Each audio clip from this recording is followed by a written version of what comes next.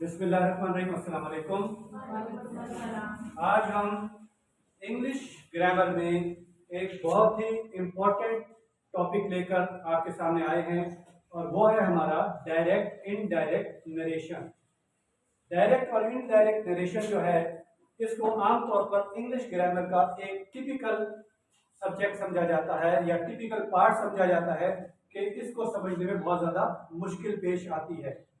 पहली बात तो यह है कि ये कोई इतना ज़्यादा मुश्किल नहीं है और दूसरी बात यह है कि इंग्लिश ग्रामर में डायरेक्ट इनडायरेक्ट नरेशन जो है ये तकरीबन मैट्रिक लेवल से लेकर और डिग्री क्लासेस तक चलती है।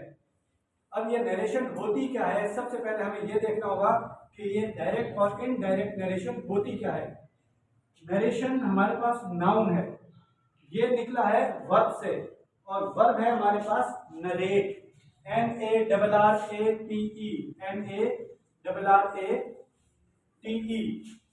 नरेट का मतलब होता है टू टेल, टू एक्सप्लेन, किसी चीज को बताना, किसी बात को बयान करना। उससे नाउन से ऐसे वर्ब से ही हमारा नाउन आ गया नरेशन। अब जो हमारा बयान है या जो हम बात बयान करते हैं, so we have two methods to explain something.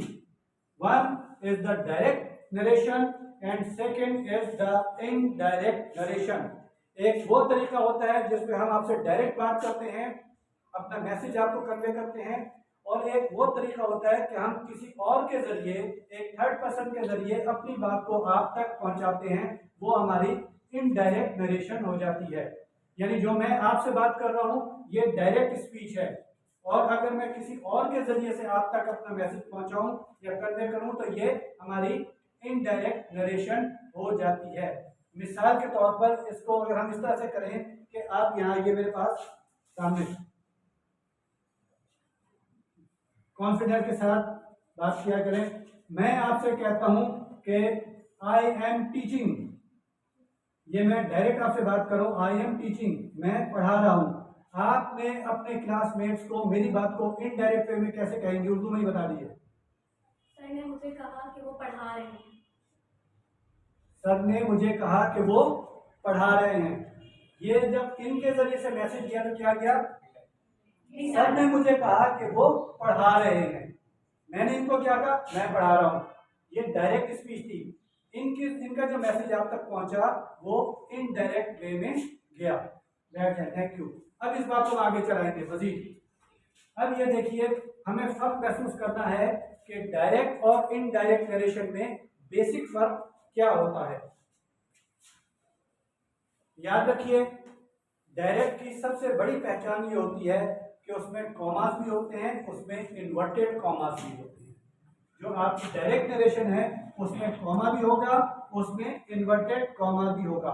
Number 2, जो आपकी डायरेक्ट नरेशन है उसमें जो इन्वर्टेड कॉमास होते हैं इसमें आपके एग्जैक्ट वर्ड्स आते हैं, उन अल्फाज को तब्दील नहीं किया जा सकता है। जो मैं बात करता हूं आपसे डायरेक्ट वे में, वो मेरे words as it is inverted commas के अंदर आते हैं, उसमें कोई कमी बेशी नहीं हो सकती। तो डायरेक्ट नरेशन की सबसे बड़ी पहचान ये है कि उसके दो पार्ट होते हैं, one part which is inside the inverted commas and the second part which is outside the inverted commas. अब इन दोनों पार्ट्स के दो नाम हैं जो हमें अपने जहन में रखना होते हैं। The part which is inside the inverted commas, that is known as reported speech, and the second part which is outside inverted commas, that is known as reporting verb. अब ये दोनों नाम हमने क्यों दिए ये भी आपको आज हम एक्सप्लेन कर देते हैं। देखिए, आई से, मैं कहता हूं, यहाँ पर काम हो रहा है, एक एक्शन हो रहा है, बात बताने की बात हो रही है, तो वर्ब क्या हो गया, से। तो यहाँ पर रिपोर्टिंग वर्ब, यानी यहाँ पर एक्शन परफॉर्म हो रहा है कि मैं कहता हूं और मैंने क्या कहा, वो मेरी बात आ गई यहाँ पर, क्या, आई एम बिजी, ये मेरे एग्जैक्ट वर्ड्स हैं, ये रिपोर्टेड स्पीच में आ गई क्योंकि यहाँ मेरी बात मुकम्मल हो गई। मेरे ख्याल में यहाँ तक बात क्लियर हो गई होगी कि डायरेक्ट नरेशन में हमारे पास दो पार्ट होते हैं, एक इन्वर्टेड कॉमास के अंदर, एक इन्वर्टेड कॉमास के बाहर। बाहर वाले को रिपोर्टिंग वर्ब कहा जाता है, और अंदर वाले पार्ट को जो इन्वर्टेड कॉमा में होता है वो रिपोर्टेड स्पीच होता है। जब ये डायरेक्ट नरेशन को हम इनडायरेक्ट में कन्वर्ट करते हैं तो फिर ये आपका कॉमा और ये इन्वर्टेड कॉमा जो है ये रिमूव हो जाते हैं, ये फिर बाकी नहीं रहते। ये बहुत ही सिंपल सा सेंटेंस लिखा हुआ है मैंने, आई से आई एम बिजी, मैं कहता हूं कि मैं मसरूफ हूं। इसको जब मैं इनडायरेक्ट में लेकर आऊंगा तो ये बहुत ही सिंपल है, आई से का आई से रहेगा, और जब हम ये कॉमा यहाँ पे रिमूव करेंगे तो इसकी जगह एक कंजंक्शन वर्ड आ जाएगा। कंजंक्शन मीन्स जो दो सेंटेंस को लफ्ज मिलाता है उसको हम कहते हैं कंजंक्शन है। तो यहाँ पे जब इस कॉमा को हम रिमूव करेंगे तो कंजंक्शन वर्ड आएगा हमारे पास that, PHAT, I say that. अब ये दोनों इन्वर्टेड कॉमास भी रिमूव हो जाएंगे क्योंकि प्रेजेंट में बहुत सिंपल है, आई say that I am busy, ये इसका इनडायरेक्ट नरेशन हो गया। डायरेक्ट आई से आई एम बिजी और इनडायरेक्ट हो गया आई say that I am busy.